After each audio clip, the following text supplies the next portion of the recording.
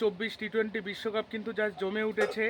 কোন দল কোন গ্রুপ থেকে সেমিফাইনালে যাবে সেটা বলা খুবই মুশকিল, তবে ভারত যাবে এইটুকু শিওর। ভারত যাবে ভারতের গ্রুপ থেকে। আর ওইদিকে বাংলাদেশের যাওয়ার চান্স নেই, মানে ছিটকে গেছে তারা বাংলাদেশ। আর ওইদিকে দ্বিতীয় দল হিসেবে অস্ট্রেলিয়া যেতে পারে, অথবা যেতে পারে আফগানিস্তান। আফগানিস্তান অস্ট্রেলিয়াকে হারিয়ে দিয়েছে, 21 রানে হারিয়ে দিয়েছে। ওই ম্যাচ হারিয়ে দেওয়ার পরই আর কি আফগানিস্তানের কিন্তু সেমিফাইনালে ওঠার চান্স রয়েছে। সেমিফাইনালে যদি উঠতে চায় তাহলে বাংলাদেশকে অবশ্যই হারাতে হবে আফগানিস্তানের। ওই ম্যাচটা যদি হারাতে পারে তাহলে কিন্তু কোনো কথা হবে না। তবে আর একটা জিনিস, ওই আফগানিস্তান বাংলাদেশের মধ্যে ম্যাচে যদি বাংলাদেশ জেতে, আফগানিস্তান যদি হারে, তাহলে তো একটা যেতে হবে। তখন তখন আবার অস্ট্রেলিয়ার ইন্ডিয়ার মধ্যে কালকে ম্যাচ রয়েছে। ওই ম্যাচটা যদি আবার অস্ট্রেলিয়া হেরে যায়, সেক্ষেত্রে অস্ট্রেলিয়া একটা জিতবে। নেট রান রেটের ভিত্তিতে হয়তো সেক্ষেত্রে অস্ট্রেলিয়া চলে যাবে, একটা জিতেও কিন্তু সেক্ষেত্রে যাওয়াটা সম্ভব হবে। এখন অস্ট্রেলিয়া যদি কোনো কারণে ভারতের সাথে জিততে না পারে, হেরে যায়, তাহলে অবশ্যই চাইতে হবে আফগানিস্তান হেরে যাক। আফগানিস্তান যদি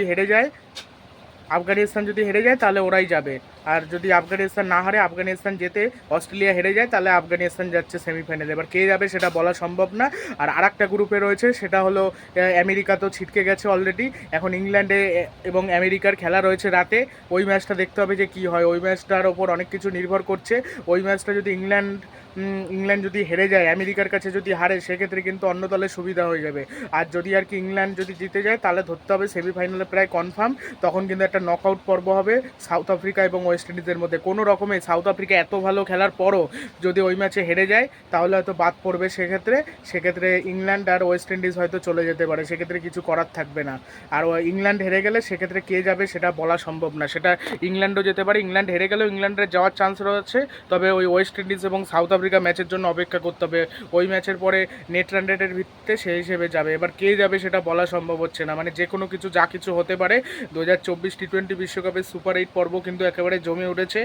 আর এই যে আফগানিস্তানের কাছ থেকে বাংলাদেশের কিছু শেখা উচিত। বাংলাদেশ শুধু পারে ট্রল করতে ভারতকে, বড় টিমের বিরুদ্ধে শুধু অজুহাত খুঁজতে পারে। আর আফগানিস্তান ভারতের সাথে তো বন্ধুত্বপূর্ণ সম্পর্ক রাখে ঠিকই, এবং মানে সব কিছু সাহায্য পায় ভারতের কাছ থেকে, এবং ভালো একটা কোয়ালিটি যেরকম আর কি থাকা উচিত দল সেরকম।